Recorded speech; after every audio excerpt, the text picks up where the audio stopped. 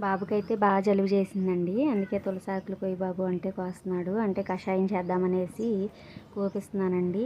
మాది రేకుల షెడ్ కదా, బాగా అసలు చలి బాగా పెరిగిపోయిందండి. ఏకో దిగిపోతుంది, బాగా చలిగా ఉంది. రాత్రి కొంచెం పర్వాలేదు కానీ అసలు మొన్న నైట్ అయితే బాగా చలిగా ఉందండి. అందుకనే ఇంక బాబుకి ముక్కులు బాగా బిగబట్టేసాయి. అందుకనే కషాయం చేద్దామని కోపిస్తున్నాను. ఇది అందరూ తాగితే మంచిదండి. చిన్నపిల్లలు కానీ పెద్దవాళ్ళు కానీ షుగర్ ఉన్నవాళ్ళు అందరికీ చాలా మంచిదండి. పొద్దున్నే తాగడం వల్ల ఆరోగ్యానికి చాలా మంచిది. అలాగే దీనిలో కొంచెం చిటికెడు పసుపు కూడా వేసాను. వేసి చక్కగా మరగబెట్టేసి ఇంట్లో ఉన్న అందరం తాగాము. కొంచెం మా నాన్న బయటికి వెళ్ళాడు, ఆయన వచ్చిన తర్వాత ఆయనకు కూడా ఇద్దామనేసి ఉంచాను.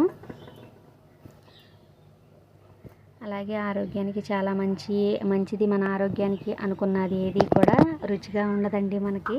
కాకపోతే ఇది బాగానే ఉంటుంది. కొంచెం మెంతాలు అంటే తిమ్మిరిగా అట్లా ఉంటుంది. కాకపోతే అలవాటైతే కనుక బాగుంటుంది. టీలో వేసుకుంటే కనుక చాక్లెట్ ఫ్లేవర్ లాగా అనిపించిద్ది. ఎప్పుడైనా మీరు ట్రై చేశారా? ట్రై చేయండి. అంటే ఎప్పుడు మందులే కాకుండా ఇలాంటి మన ఇంట్లో దొరికే వాటితోనే మన ఆరోగ్యానికి చాలా మంచిదండి. మనం ఇది ఎందుకులే, దీంట్లో ఏముండిద్దిలే అని మనం అనుకుంటాము. ఏదైనా సరే ట్యాబ్లెట్ అయినా ఎంత ఉంటుందండి మన ఆరోగ్యం కాపాడడానికి.